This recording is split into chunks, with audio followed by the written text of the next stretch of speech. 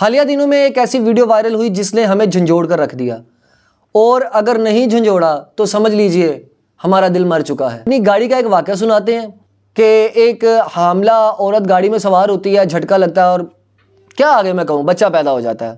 اب مجھے یہ الفاظ کہنے پڑ رہے ہیں ورنہ میں کہنا نہیں چاہتا، مجھے خود یہ الفاظ کہتے ہوئے بڑی شرمندگی اور حیا محسوس ہو رہی ہے۔ خیر، میں یہ پوچھنا چاہتا ہوں کہ اس واقعے کا انٹرویو سے کیا تعلق تھا؟